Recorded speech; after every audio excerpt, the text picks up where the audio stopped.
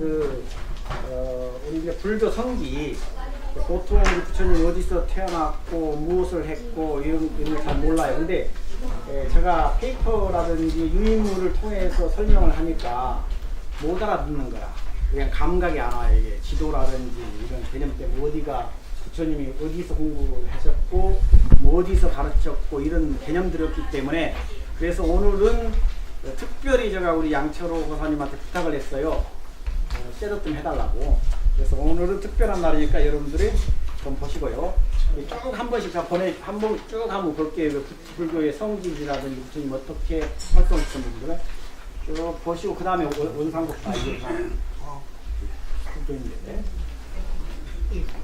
여기가 이제 그 인도예요. 인도 한 번만 쭉 돌아가면서 인도예요. 다 보이시죠? 인도예요.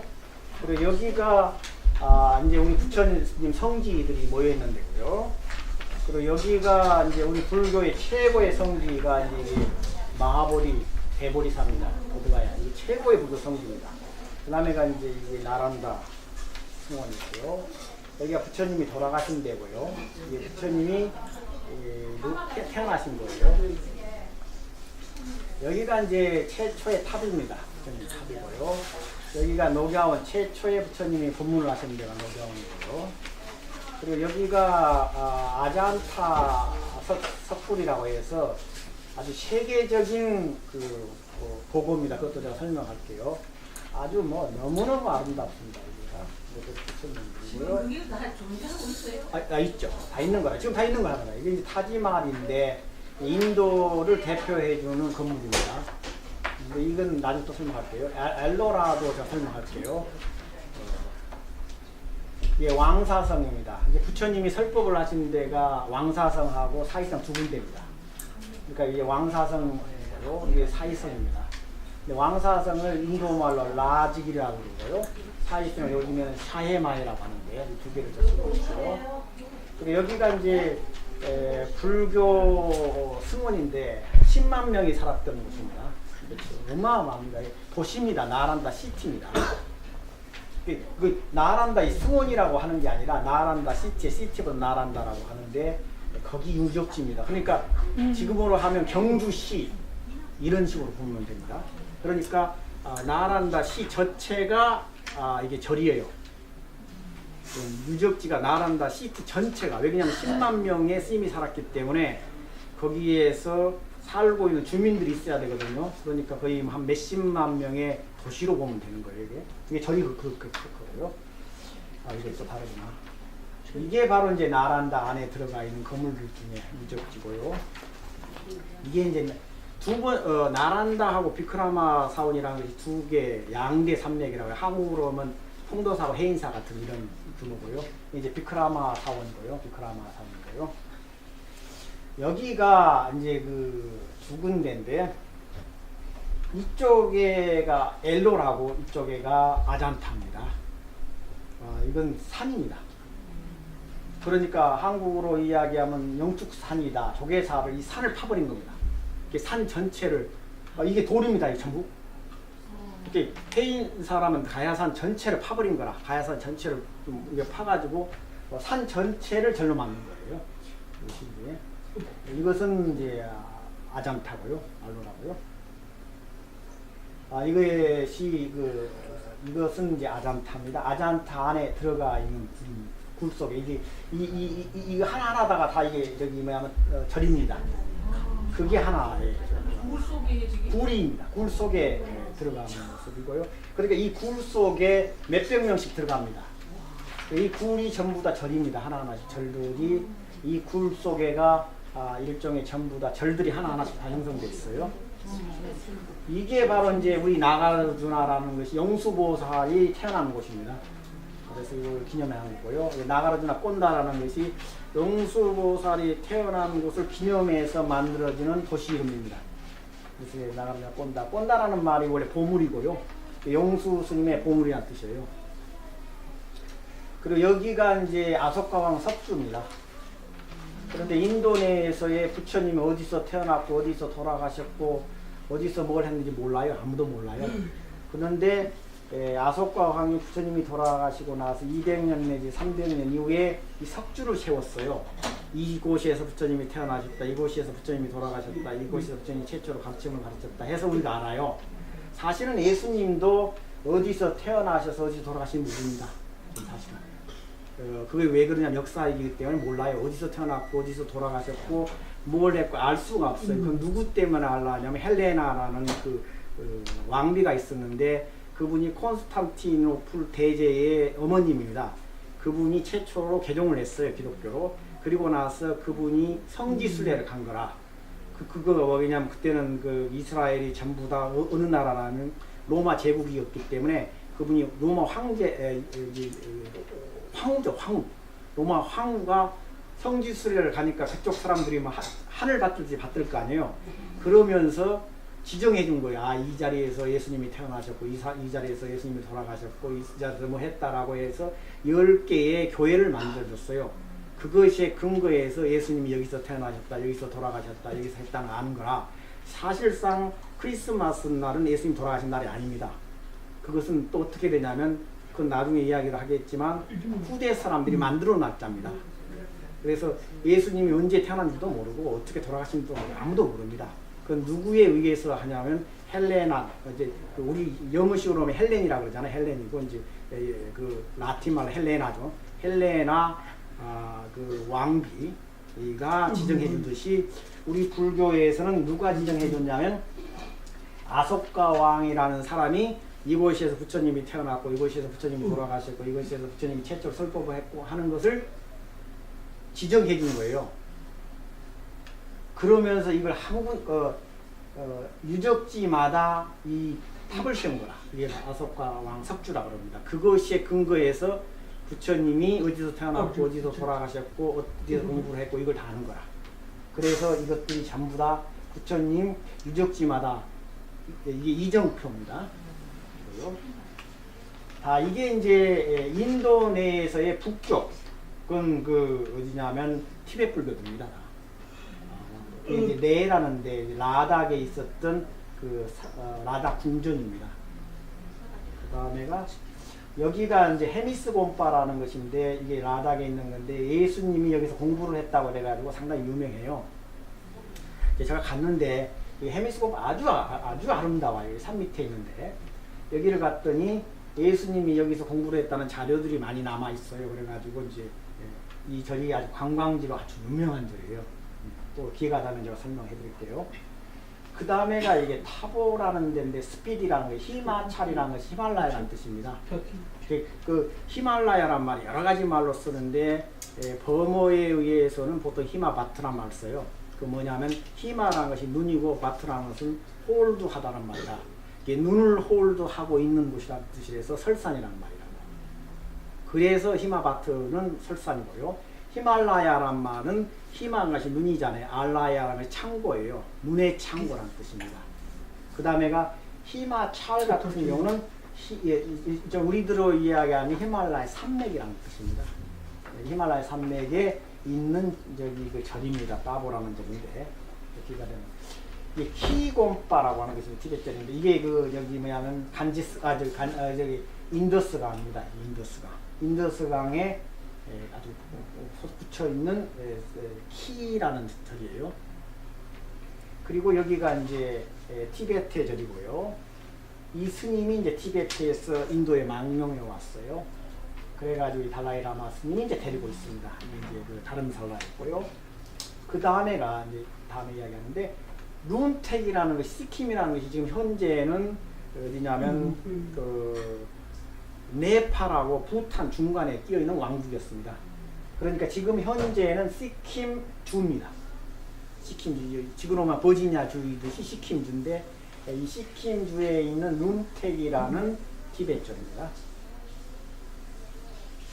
이게 이제 민델링이라고 해가지고 그 북부 인도에 있는 티베트절의 망명절입니다. 이게 전통절이 아니고요. 그러니까 티베트 사람들이 인도에 망명한 숫자가 한 15만 명 되는데 그분들의 절대 다수는 남부에 살지만 북부에 사는 사람들이 망명 타운을 만들고 절을 만들었던 것이 바로 이게 저기 그 민델링이라는 절입니다.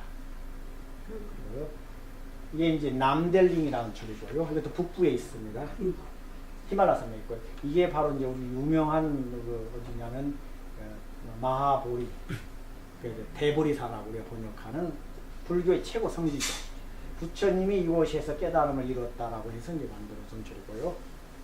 그 다음에가 이제 지금 사실은 이제 이것도 이제 나중에 또 설명할게요. 제가 이제 구체적으로 들어갔을 때 이 마하보리 대탑이 소유권이 불교권이 아닙니다. 힌두교권입니다. 왜 그냥 불교가 인도에 사라졌기 때문에 힌두교에서 테이크오버를 했습니다. 그래가지고 지금 현재도 소유권 문제 싸움을 하고 있는데 이게 소유권 문제 싸움입니다. 우리에게 달라. 이거 부처님 성지인데 너네들은 뭔데 가지고 가느냐라는 게 소유권 싸움이고요. 여기에 보드가야 대탑에가 여기에 대탑 주위에 이제 보드가야라는 시 이름입니다. 원래는 가야인데 가야 중에서 가야 한 몇십만 명 되는데 가야 중에서 조그마한 변방 도시 이름인데 그 도시 이름을 보드가야라고 시를 만들었어요. 이름을. 그리고 나서 이 보드가야 대탑 주위에 세계 성지들이 다 들어와 있습니다. 그래서 여기는 보드가야 대탑의 최고 큰 절들은 인도에 가서 불교 성지들이 있는데 그 성지들마다 제대로 되고 호텔이라든지 학교라든지 이렇게 제대로 되는 성지를 갖춘 절들은 일본 절들밖에 없어요. 그런 면에서는 저희들이 일본에 본받아야 돼요. 정말 대단한 것 같아요. 어디 가면 일본 대단하다는 걸 느끼는 것이 이런 거예요. 대단한 걸 느껴요. 그다음 학교도 세워져 있고요. 보드가야 주위에 학교를 세워놓고 이렇게 어마어마한 불상을 모셔놓고 이게 한국 사람이 만드는 건데 원래가 한국 사람이 이 불상을 일본에 만들었어요. 이 불상 스타일을 한국 사람이 여기 일본에 다녀오신 분들 아실지 모르지만 가마쿠라라고 하는 도시가 있어요. 그 가마쿠라의 대부를 만들었는데 아미타불인데요. 이 아미타불이 가마쿠라가 동경 주위에 있습니다. 군대 도시가 옆에 있고 근데 그쪽에 보면 미군들 뭐 많이 있어요. 해군들 기지가 옆에 있고 그런데 바다예요. 이 바다가 있기 때문에 가마쿠라 마쿠라는 것이 그 장군이 이제 통치를 하는 건데 바다가 옆에 있기 때문에 한국에서 전쟁을 한다든지 약탈을 한다든지 하면서 한국의 도공들이라든지 그리고 불상 만드는 분들이라든지 그 다음에 칼란다만 오늘 만든 분들 아주 최첨단 테크니션들을 일본에서 잡아갔습니다. 그리고 만들어진 겁니다. 아주 우리 참 역사에 아마 가슴 아픈 이야기죠. 그런데 일본 사람들이 그게 자기 거라 그래서 어느 나라를 가든지 건물을 짓는다든지 뭐 할 때는 이걸 세워요. 이런 식으로요. 그 다음에가 여기가 이제 열반당입니다. 부처님이 돌아가신 곳이었다가 세우는 쿠시나가라는 곳인데 열반당이고요. 여기가 이제 속칭 이야기하는 다른 사원입니다. 발라이라 마스님이 살고 있는 절입니다. 남겔 사원이라고 하는데요. 이걸 이제 미국에 다니면서 티베트 스님들이 공연하는 장면들이고요. 이것도 제가 이 절에 살았어요. 인도에 있을 때. 인도 남부 인도에 살았을 때 이게 대붕사원이라고 하는데 한 뭐 7천 명 정도 살아요. 스님들이. 보십시오. 제가 여기 들어가서 뷔페도 보고 있어요. 여기서. 내가 여기 하캉이라고 해요. 티베트 말로. 하캉이라는 것이 하라는 것이 신이라는 뜻인데 캉이라는 집이요 이렇게 신전이라는 뜻이죠. 예, 우리가 이로 이야기하면 법당을 하캉이라고 이제 티베트 말로 합니다. 그래서 자 여기서 이제 논쟁하는 겁니다. 남인도에서 이제 스님들이 모여가지고 이제 공부하는 것들이고요. 여기에 이제 망명 티베트 주민들이라든지 티베트에서 어디 보면 여기 티베트 할머니들이라든지 이게 젊은 애들이라든지 이런 식으로 이게 마니차라고 해요. 이게 마니차. 이 속에 경전이 들어있어요. 여기도 경전을 다 집어넣고요. 그래서 이제 돌리는 겁니다. 이제 마니차를 돌리면서 하고 이게 염주입니다. 한국식이고요. 자 이제 마지막으로 이제 처음부터 돌아가요. 이제 이제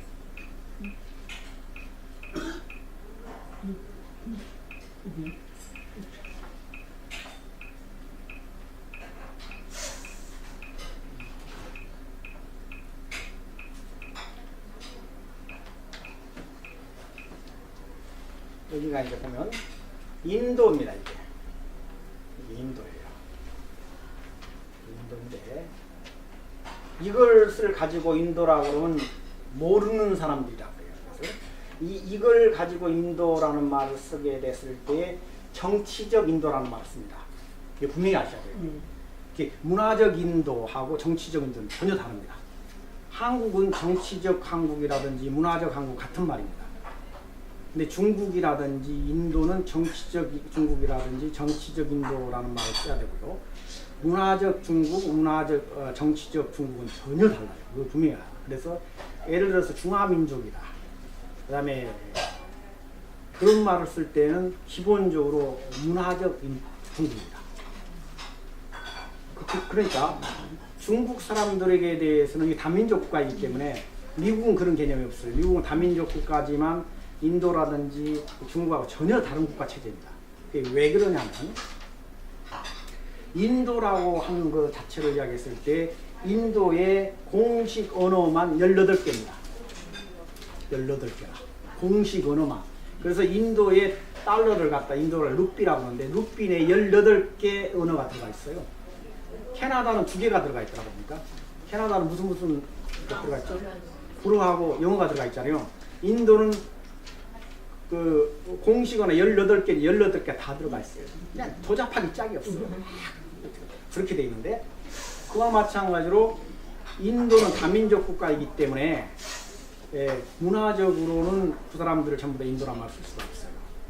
다만 그 사람들은 뭘 가지고 있냐면 인도 패스포트를 가지고 있기 때문에 정치적 인도란 말을 써야 됩니다. 근데 인도라는 말을 쓰게 된다면 그 문화적 인도에 인도라는 말을 썼을 때 문화적으로 왜 그러면 인도냐라고 한다면 인도라는 원어는 신드에서 나왔어요. 신드라는 말이 나오는데 신드라는 지역이 이쪽 지역입니다. 이게 파키스탄 지역을 우리가 신드 지역인데 이쪽 지역이에요. 이쪽에 있는데 이쪽에 있는 도시 이름이 신드라는 도시 이름입니다. SHINDU에다가 S를 붙여 신두스라는 말이에요. 그러니까 여기서부터 이제 히말라야 산맥에서 이제 물이 이제 흘러 내려오잖아요.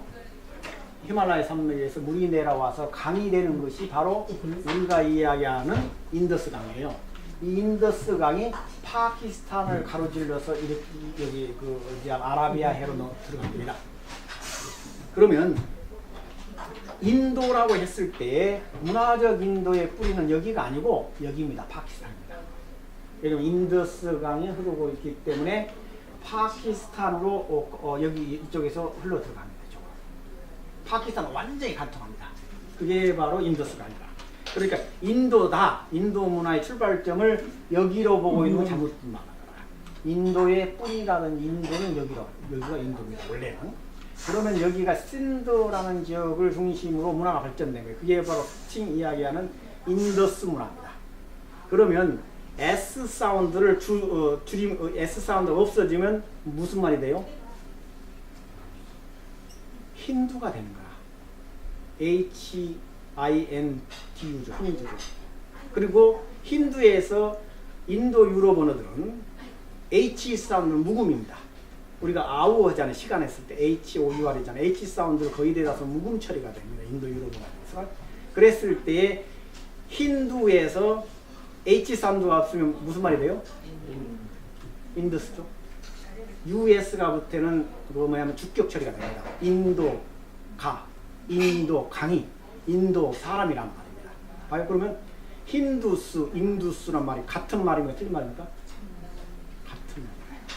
그러니까 이쪽 지역에서 힌두교라든지 인도 문화가 발전됐다고 하는 거야.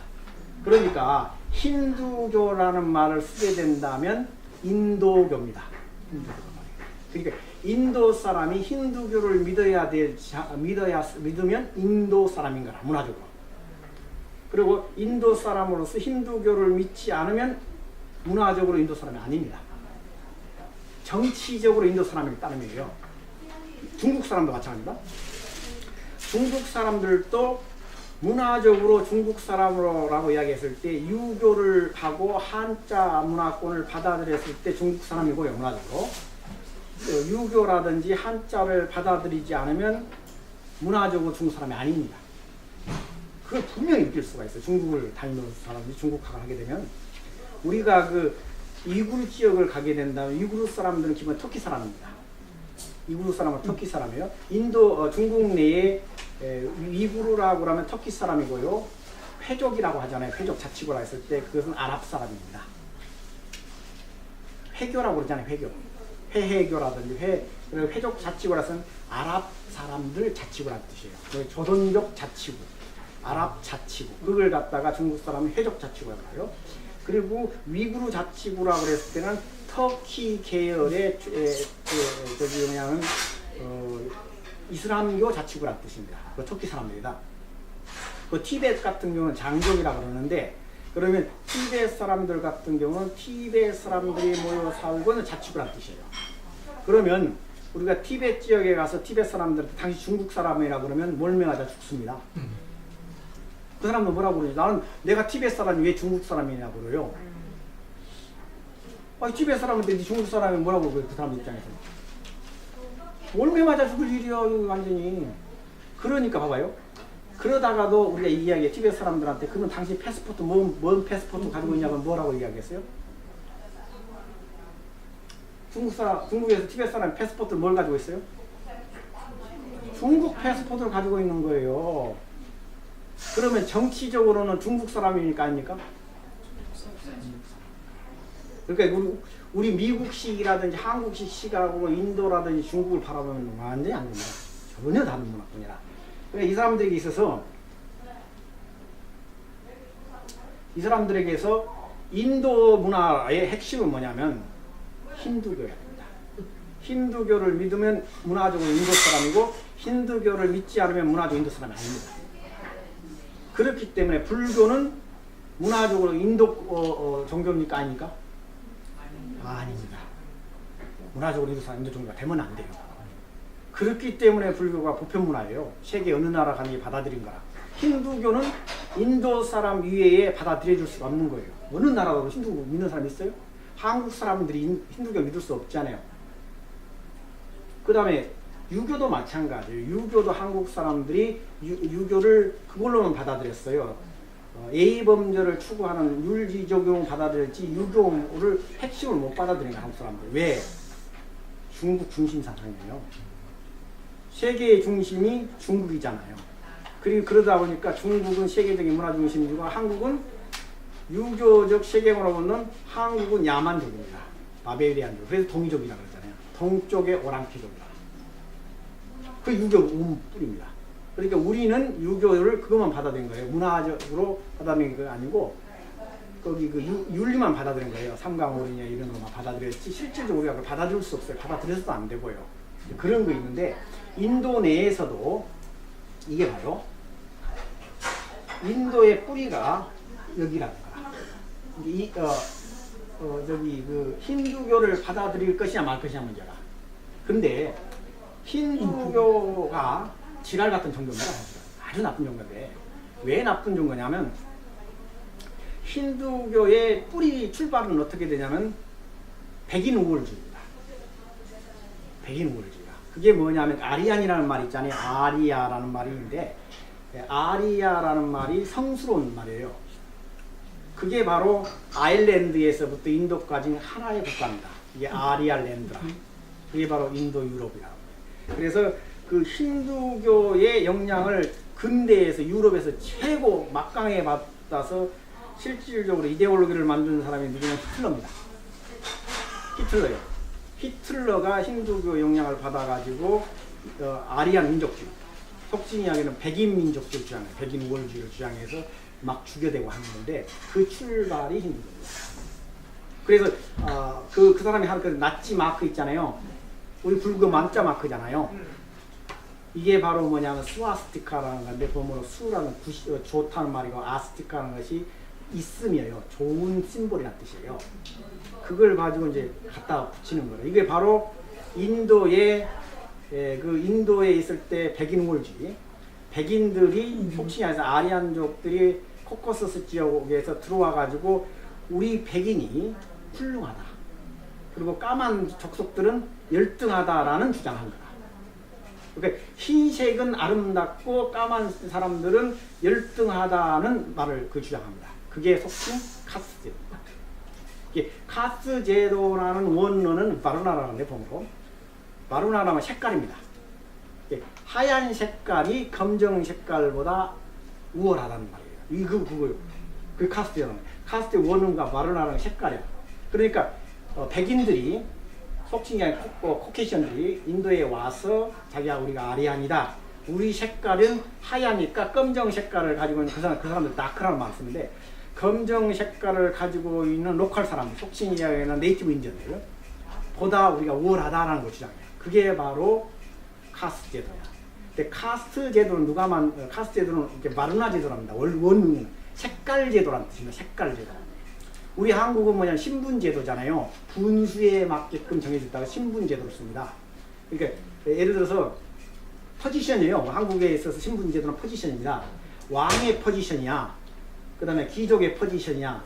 그래서 분위입니다. 분수를 알아라는 것이 내 포지션, 나는 귀족 포지션이다, 나는 뭔 포지션이다, 포지션이라. 근데 인도는 포지션이 아니고 뭘로 기준한다고요? 색깔로 기준한다. 그게 바로 색깔이야. 그러니까 하얀 색깔이 그 사람 어두운 색깔보다 우월하다는 거야. 그래서 민족주의라. 민족주의. 그러니까 백인들이 코케이션들이 인도에 들어와 가지고 우월하다는 주장을 막 해야 되잖아요. 그러면 그 이데올로기로 만들어야 된 거라. 그래가지고 마루나 그러니까 색깔 제도를 만들어야 마루나. 그런데 유럽 사람들이 와 보니까 인도가 웃긴 나라인 거라. 포르투갈 사람들 한 400년 인도를 지배했는데 이쪽 지역을 지배했어요.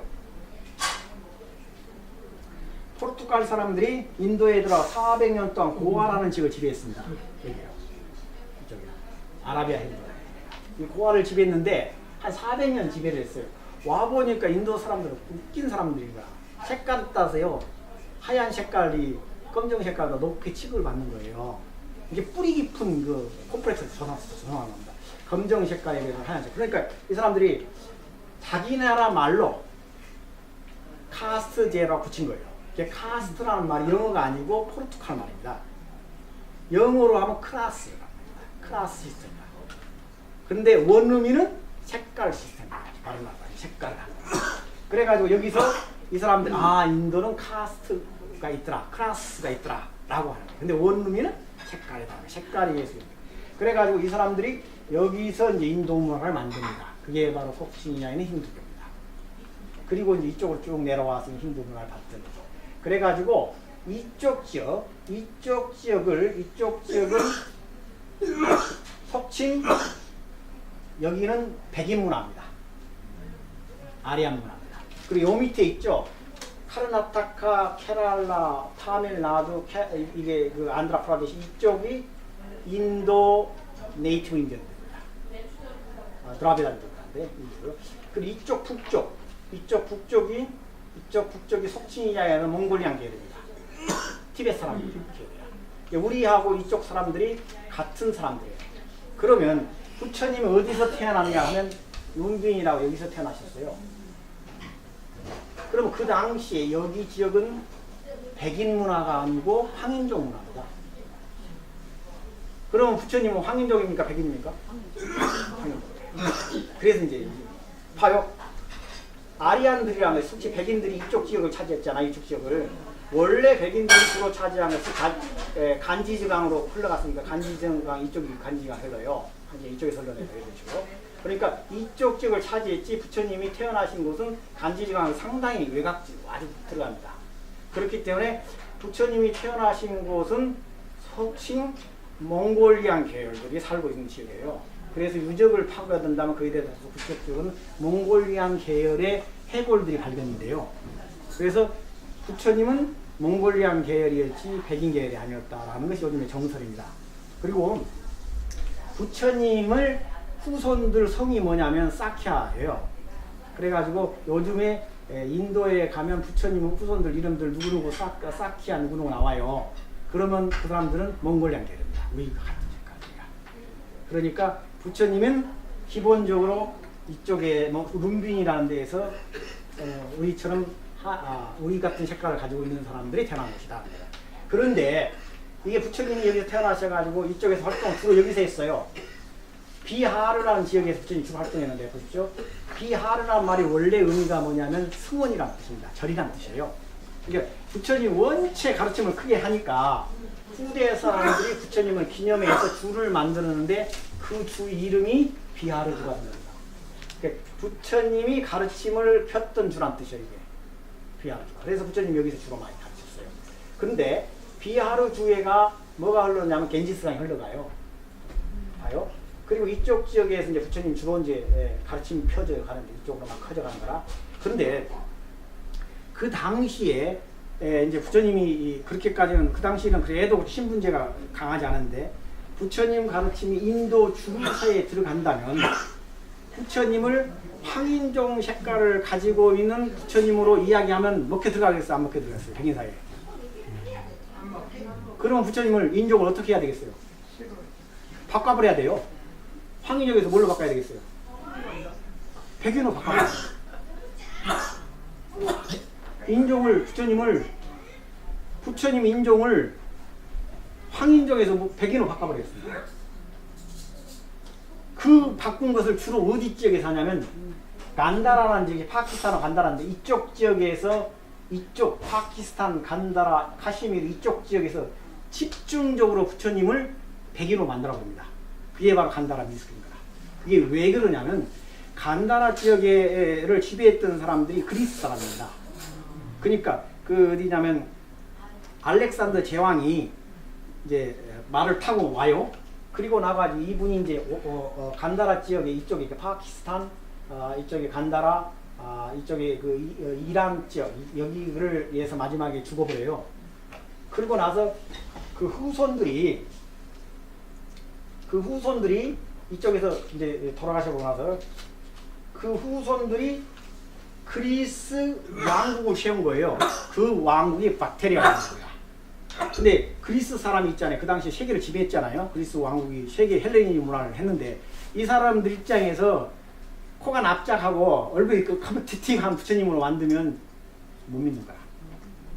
그러니까 어떻게 돼야 되냐면 부처님을 백인으로 만들어 거야.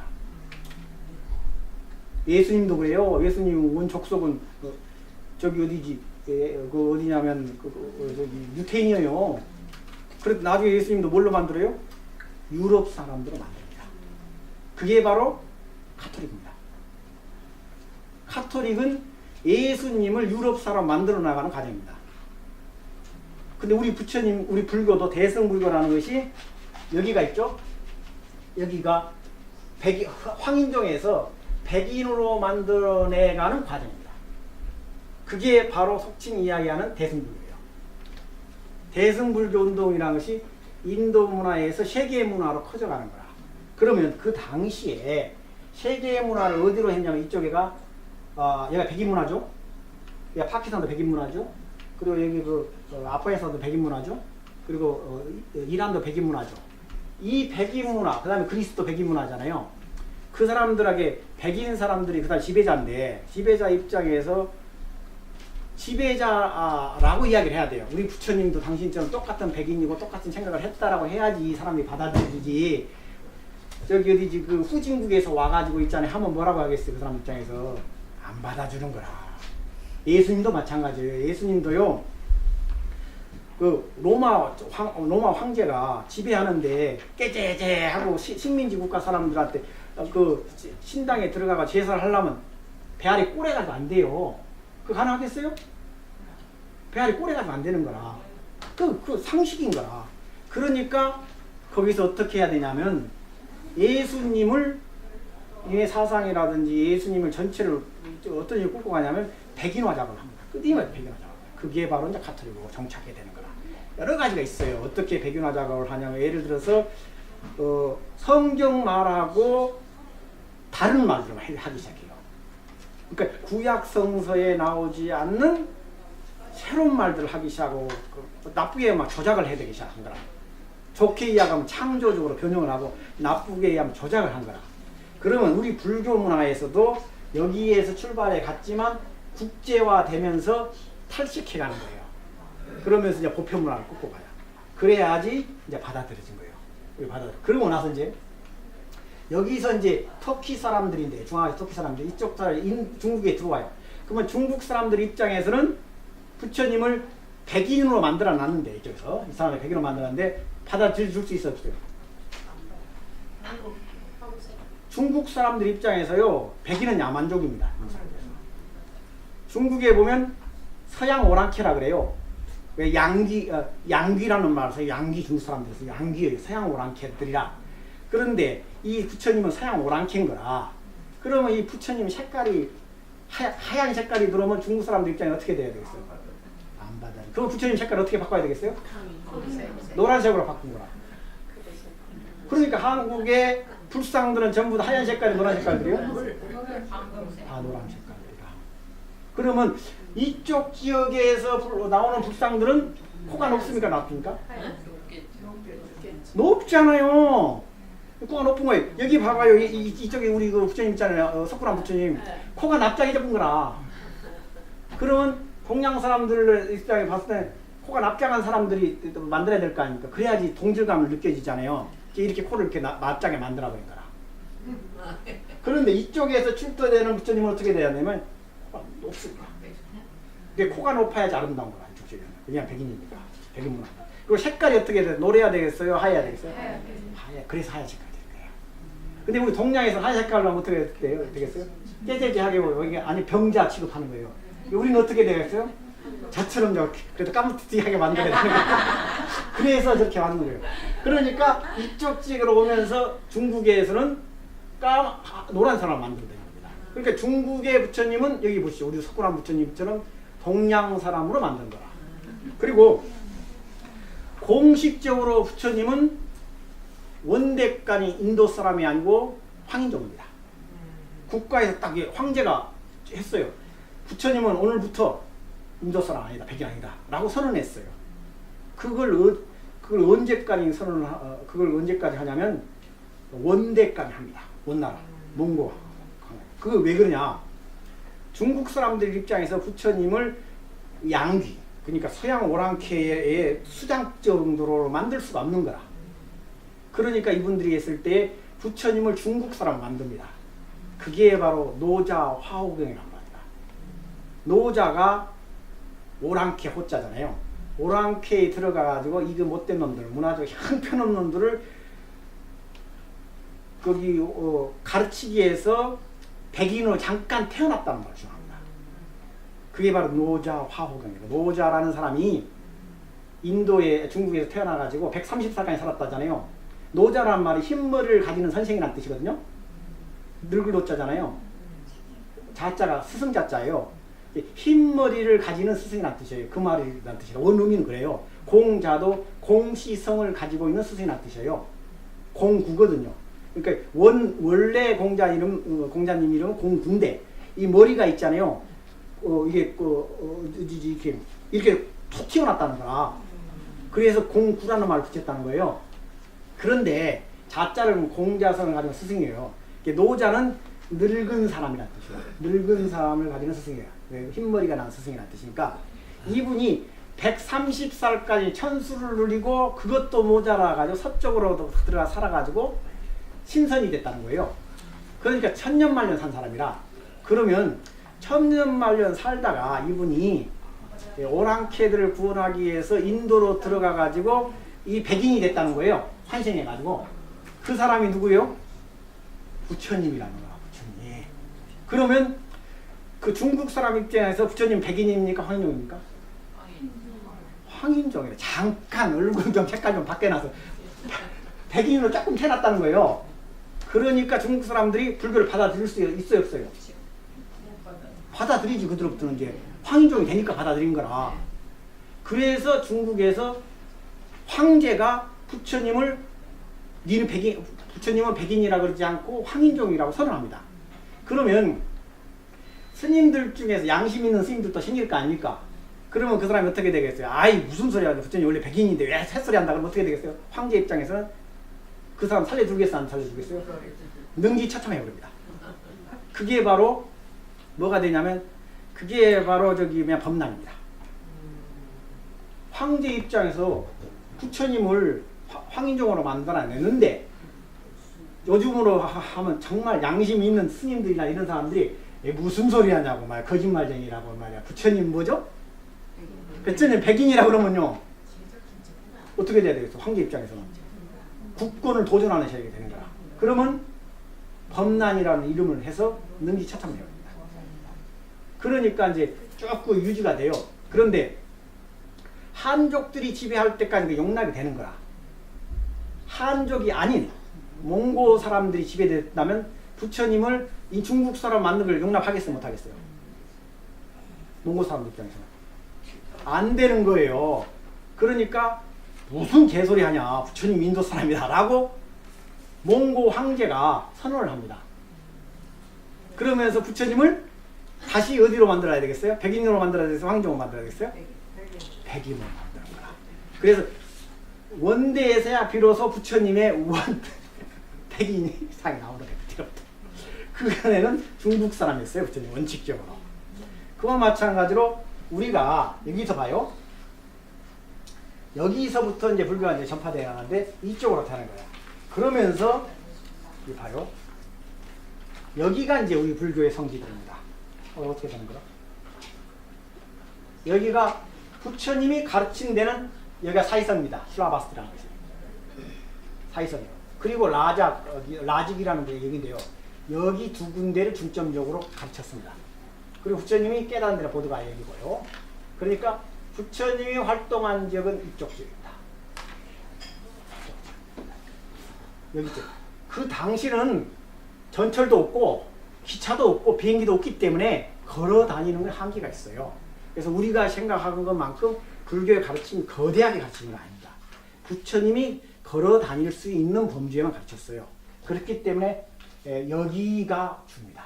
이 사이성이라는 거하고 그 다음에가 여기가 저기 라직이라는 게 왕사성이라는 데가 중점이다. 왜 그러냐? 사이성이라는 데가 수도입니다. 여기가 코살라 국가인데 이쪽 지역을 지방 코살라 국가, 이쪽 지역은 마가다 왕국인데 마가다 왕국의 수도가 라직이고 라자그라한데요. 왕사성이고요. 그리고 코살라 국가의 사이성이라. 그러면 신흥종조 입장에서 가르침을 가지려면 시골로 가야 되겠어? 도시로 가야 되겠어요? 도시로 가야 됩니다. 그러니까 부처님은 무조건 도시로 갑니다. 그러니까 우리 한국 불자들이 너무 모르는 게 많아요. 불교가 시골의 노인네들이라든지 시골이라든지 농부들에 많은 거짓말이에요. 불교의 주탁에서 누구냐면 사이성이라는 거대 도시하고 라직이란 두 개의 최고의 수도권입니다.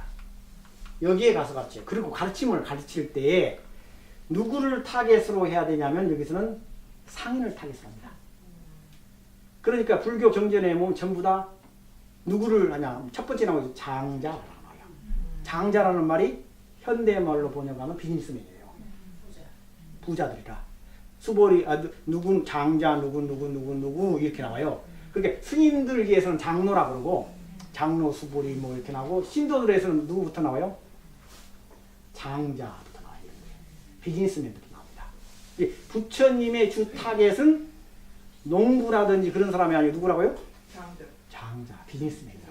월급쟁이들은 별걸 없어요. 돈벌이 해야 돼. 그러니까 공무원들이나 이런 건 밑바닥이라. 왜? 돈 안 내니까. 그러니까 왜 그냥 그것도 차이가 있어요. 가장 오픈된 마인드를 가지는 사람이 비즈니스맨들입니다. 가장 오픈된 사람들. 왜 그냥 여행을 하잖아요. 여행을 하면서 새로운 정보를 가장 많이 받아들이는 것이 비즈니스맨들이에요. 그렇기 때문에 불교의 가르침을 간다면 새로운 오픈 마인드를 가지고 있는 비즈니스맨들 장악해야 돼요. 그래 한국이라든지 미국은 좀 다지 한국에서는 누구를 장악해야 되냐면 그걸 한다면 택시기사를 장악해야 된다는 거다. 딜리버리맨들이니까. 떠들으니까. 그 다음에가 두 번째 장악해야 될 땅이 있대요. 여자들 있잖아요. 머리 하는데요. 미장원을 장악하면 다 된다. 그러면 그런 국회의원 다 된다는 거라. 그게 뭐요? 이게 조동아리가 있잖아요. 가만 안 있어요. 막 떠들어 대는 거야. 그러니까 그 부처님이 설법을 해야 된다면 누구를 해야 되겠어요? 그럼 비즈니스맨을 해야 되겠어요? 농부를 해야 되겠어요? 어줍지 않은 공무원을 해야 되겠어요? 학자를 해야 되겠어요? 비즈니스맨을 해야 됩니다. 그래서 부처님 모든 타겟 비즈니스맨입니다. 그러니까 제가 지금 있잖아요. 세계 이거 부처님은 수도를 가실 때 사이성이라는 데 갔어요. 코살라 왕국을 갔고 이쪽에 뭐냐면 마가다 왕국은 그 왕사성 갔어요. 라지기를 갔어요. 그래가지고 불교가 포교됐어요. 그 당시에 두 개 왕대 국가입니다. 양대 국가라요. 이게 그러면 미국에서 수도는 어디예요? 그래서 내가 연회장에서 여기서 만든 거잖아요. 아니 뉴욕 같은 데는 형편없어요. 여기는 시골이니까. 그래가지고 여기 딱 한 거라. 네. 이해가 되죠? 이게 봐요. 어디를 잡아야 하냐면 수도권을 잡아야 돼요. 수도권을 잡아야지 뭐가 바뀌어져요. 사회를 바꾸려면 수도권을 바꿔야 돼요. 그게 부처님도 그 당시에 타켓을 포교의 타켓 수도권을. 그러니까 이게 바로 사이성이란 말이 슐라바스티란 말을 쓰는데 보므로 슐라바스티하고 라주길이라는 데에 왕사성 왕이 머물고 있는 도시란 뜻이거든요. 왕사성이란 말이 라자가 왕입니다. 그러하는 홀딩이라는 뜻이다. 이렇게 옛날에는 도시를 건설하면 카슬이 있어야 되잖아요. 이렇게 카슬 안에 들어가 있는 뜻이다. 왕사성이에요. 그러니까 여기와 마찬가지로 한국 불교가 미국에 들어와 가지고 성공을 하려면 뉴욕에 가야 되겠어요? 워싱턴 DC로 가야 되겠어요? 이런 데도 박수도 안 쳐요. 아유, 내 말 틀렸어요?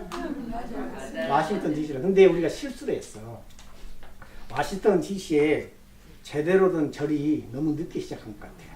그래서 이제는 하우스 템플 시대를 끝내고 그 다음에는 이제는 정작 템플 시스템을 말합니다. 그래야지만 정착을 합니다. 땅을 짓고 제대로 되는 건물이 들어서서 천년만년이 가야 돼요. 여기 부처님이 왕사성하고 어디죠? 슐라바스티 사이성을 중심적으로 했기 때문에 불교가 커져나갔듯이 우리도 여기하고 있잖아요. 이 두 군데를 장악하듯이 여기는 워싱턴 DC를 장악해야 돼요. 그러면 워싱턴 DC를 장악했는데도 불구하고 절이 안 될 수가 없어요. 왜 안 될 수 없느냐? 제가 보니까 근데 제가 최고 힘든 게 여기 와서 최고 힘든 게 뭐가 있었냐면 신도들 마인드세트 너무 힘들었어요. 왜 마인드세트 힘들었냐? 하우스 템플 시스템에 익숙해 있는 거야. 이 신도들 전체가. 그 바꾸기 너무 힘들더라고요. 저 같은 경우는 절 시스템에 익숙해 있는 사람이죠. 하우스 템플에는 제가 안 맞더라고요. 스타일도 안 맞고 스케일도 안 맞고 저는 안 맞아요. 그런데 우리 그 구룡사도 있고 열애사인데 열애사가 1호 법회 3,000명 나거든요. 법당이 3,800평이에요. 시스템이. 그런데 이제 저는 그런 시스템에 익숙해 있는 거라. 근데 여기를 보면 맨날 뭐 신도들 뭐 몇 명 모을 거냐. 뭐 내가 처음에 100명 모은다니까 사람 다 곱한기를 키워버리는 거라. 어떤 사람은 스님 돌았냐고 그러더라고요. 마인드가 안 돼 있는 거라. 그렇게. 그래가지고 어디냐면 그 사람들 갖다 이제 제가 한 뭐 100명 정도 우습다고 이야기하면 뭐라고 이야기하는 사람들이 어떻게 하냐. 스님 될 소리 하냐는 거예요. 여기가 어떤 데인데 당연히 가냐고요. 근데 요즘에 이제 신도들한테 물어봐요.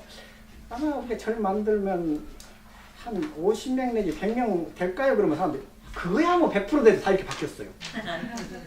그죠? 다 이야기해요. 한 50명 100명쯤 우습죠. 이집이나 다 그래요. 마인드가 바뀐 거라. 그건 부분에서 제가 깜짝 놀랐어요. 제가 여기 와가지고 한 1년 정도 해놓으니까 그래도 계속 떠들어대니까 세뇌를 시키듯이 그래도 50명 내지 100명 정도 우습다는 말이 하더라니까? 제가 처음에 와가지고 법회를 봤는데요. 소파에서 봤어요. 소파. 저는 법회를 봐서 5명, 6명씩 10명이 안 넘어갔어요. 근데 이 앞전에 법회를 한 30명씩 넘어가니까 사람들이 언제 이제 나는 거라. 이제는 50명 정도 이지고잉이에요 다. 그래서 이래요. 지금은 가정법회이기 때문에 사람한테 말을 못한다는 거예요. 그건 이해가 가요. 가정법회는 말할 수가 없어요.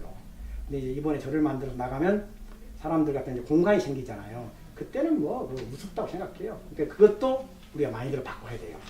그 다음에 하나가 이제 절을 했을 때 처음에 사람들한테 이야기하면 뭔 이야기라면 전부 다 하우스 템플 이야기하는 거야. 거기에 익숙해 있는 거야 사람들이 다 하우스 템플. 왜 그냥 미국이 조닝법이 너무 힘들잖아요. 그 하우스 템플 하면 첫째가 뭐가 되죠? 먹고 자는 문제가 다 해결되는 거야. 음식도 만들고 못하고 너무 편하니까 하우스 템플 이렇게 생각하고. 근데 저 같은 경우는 하우스 템플 같은 경우는 제가 하우스 템플을 이쪽에 하려면 잘 안 옵니다. 해서도 안 되고 제가 그러는 요거도 뭐가 안 돼요. 자, 그런 식으로 하면 요거도면 안 돼요. 제가 그래도 명식이 있잖아요. 한국에서 최고 큰 스님 중에 한 사람이거든요. 뭐 사실이요. 사실은 제가 우리 그 처음에 제가 여기서 박사학위 받고 나갔을 때 저한테 제안이 어떻게 했냐면 한국의 부경사나 열애사를 제가 맡아 다 하기로 한 거예요. 그렇지만 나 안 간 거라. 내 사제들이 다 하잖아요. 내 상자들이 다 주지하고 그래요. 우리 여암스님부터 해가지고 봐요. 누가 그러더라고. 여기 탕 여암스님 오니까 어이구 내 상자지만 나중에 가서 영보이 왔다고 너무 좋아하더라고. 저를 노계래요. 노계 어떤 사람. 봐요? 이게 그러니까 이게 봐봐. 이게 이제 이렇게 되는 거예요. 그러니까 저 마인드는 그래요. 아, 된다는 거라. 그러니까 이제 왜 될 수밖에 없냐면 제가 그 열애사를 지었을 때에 제가 이제 저 경험 이야기 해볼까요? 열애사를 지었는데 그 당시에는 일산 쪽에가 100만 명이 안 됐었어요. 한 100만이 안 됐어요. 일단 한 50만, 40만 밖에 안, 30만 안 됐어요. 그런데 일산에 들어가는 사람은 다 형편없어졌어요. 왜 그러냐? 분당으로 갔었어야 돼요. 땅값이 분당은 똑같은 강에서 분당은 폭등하고 일산은 꼬그라졌어요. 왜 그러냐? 일산에 그때 허풍을 쓰던 거라. 그 허풍이 뭐냐? 남북통일. 통일로 가 있다. 남북통일로 그쪽에 오면 막 한다. 라고 했는데 나중에 개털인 거예요. 그래가지고 똑같은 투자를 했지만 엄청 손해를 봤잖아요. 그때 이제 일산에 갔는데 아유 그때는 김대중 대통령도 막 왔었잖아요. 일산. 우리가 저기 정발산 이쪽에 했는데 그쪽 반대편에 들어왔었어요. 그리고 대통령 나올 사람까지도 왔다 해가 좋아했죠. 그렇지만 나중에 그것도 안 되니까 다시 들어가 버리고 난 또 통교동 다시 들어갔어요. 그랬는데 이게 사람들이 그래요. 아니 저를 뭐 3,800병짜리 절제가 될 것 같다고 할 거 아니요. 안 될 거라 이야기하는 거라. 근데 우리는 한번 시행착오를 겪어본 거예요. 왜? 구룡사를 해본 경험이 있잖아요. 구룡사의 3배예요, 법당이. 우리는 된다고 봐요. 왜? 아, 딱 들어가니까 이 사람 중생심은요, 큰 절 좋아해요. 큰 절 좋아해요. 구멍까지 안 갑니다. 봐요. 천년 말년 될 절 가지. 언제 문 닫을 줄 모를 줄 가겠어 안 가고 있어요. 안 돼요. 그거 되질 않아요. 그 다음에 제가 이제 불사인데 저는 돈을 투자하지 않습니다. 그것도 배운 거예요. 불사 우리 구룡사가 저기 30개예요. 수도권에. 그런데 제가 그것도 배운 점이 많아요. 그래서 제가 기획을 하고 다 제가 했는데 돈을 추구하네. 왜 그냥 사람을 모으면 저절로 되더만. 사람이 우선이라 돈이 우선이 아니고 사람이 모이면 그 사람에 의해서 일이 되는 거라. 근데 그게 아니고 돈이 우선이 되면 이게 안 되더라고. 시스템 안 굴러가더라고요. 그렇기 때문에 제가 이번에는 이 아이들 하는 거 상가로 들어가야 돼. 무조건. 부처님이 상가로 시내 도심으로 들어가듯이 우리도 상가로 들어가야 돼요. 상가로 들어가서 법회를 해가지고 한 몇 달 이내에 100명을 만들어내는 거야. 100명 만들 수 있을 것 없어요. 우스워요. 이지야. 아무것도 아니야. 왜? 여기 와서 있잖아요. 10명 미만에 했다가 지금 한 50명 수준까지 되잖아요. 50명, 100명은 정말 우습습니다. 왜? 절이잖아요. 요 밑에 우리 부처님 3분이랑 모셔왔잖아요. 부처님 빽이 있어. 내가 이렇게 떠들어도 돼? 박수라도 말하고 제대로 좀 쳐.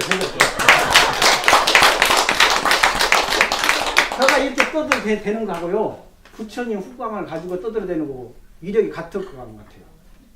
천지차이야. 천지차. 저가 있잖아요. 부처님 말씀을 이해해서 왈하면 공자왈 하듯이 부처님 왈 했을 때 저 스님 정말 겸손하고 훌륭하다라고 이야기해요. 근데 여기 와가지고 내가 잘났다고 김용옥 씨처럼 우리 형님 친구지만 김용옥 씨처럼 내가 잘났고 말이야 하면 뭐라고 하냐. 김용옥 씨는 네 잘난 맛이 살아라 해주지만 성원 스님 그게 떠들으려면 뭐라고 그러는 줄 알아요? 꼴값 뜬다 그래요. 그렇죠? 이게 위력이라. 그러니까 저를 만들면 부처님 위력이 있기 때문에 제가 봤을 때 아무 문제 없다고 해요. 그래가지고 요즘에 와갖고 그러죠. 제가 이제 떠봐요. 한 100명 되겠어. 그러니까 이제 왔구나. 그럼 되죠 그래요. 왜 되냐. 광고 때리고 뭐 부처님 3분이나 모셔왔는데 그거 안 되겠어. 이렇게 이야기하더라니까. 이렇게 바뀌었어요. 여러분들 있잖아요. 정말 많이 바뀌었죠? 정말 바뀌었어요. 깜짝 놀랐죠? 이렇게 바뀌었더라니까. 그러니까 봐요. 이제 되는 거라. 100명에서 200명 모아서 시험 좀 겁니다. 10명에서요 20명 몰리는 건 너무 힘들어요. 20명에서 40명은 너무 힘들어요 사실은. 왜? 마인드가 안 돼 있는 거야. 근데 지금은 50명에서 100명 이야기하니까 이제는 그거 되겠네 우리께. 그러니까 이제 지금부터는 이제 우리가 우리 부처님 말씀하셨듯이 도심으로 들어가서 젊은 세대를 대상으로 해가지고 포교하고 문화적으로 우리가 절이 이제는 얻어먹으면 안 돼요. 줘야 돼. 그래가지고 이번에 절을 하게 되면 첫째는 한글학교 시작해야 돼요. 그 다음에 두 번째는 뭐냐? 문화센터를 해야 돼요. 제가 그 우리 구룡사를 들어가면서 첫째 하는 것이 한 20개 내지 30개 정도 문화센터를 운영했어요. 절이 이제는 더 이상 얻어먹으면 안 됩니다. 사회를 기여를 해야 돼. 그때 꽃꽂이 반, 한글 반, 꽃꽂이 반, 그 다음에 서예 반, 먼 반, 노래방, 먼 반 하니까 미어 터지더라고. 한 30개 한 거요. 그러면 이 30개를 하면 있잖아요. 우리가 이제 신도들을 확보할 차원이 아니고 사회에 봉사하는 차원에서 그 중에 몇 명만 건지면 돼요.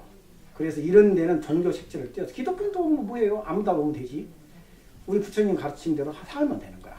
이렇게 하고도 안 되면 그건 내 잘못이 아니고 우리 잘못이요? 신도 잘못이에요. 신도들이 오죽 못났으면 있잖아요. 그러겠어요?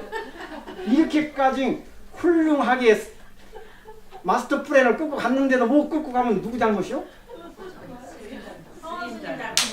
신도 잘못. 자, 이제 오늘 이 정도 컨펌을 하시고 다음에 이제 제가 이제 그 구체적으로 부처님이 어떻게 성지에서 법문을 하시고 하신 것도 이야기를 할게요. 자, 그럼요.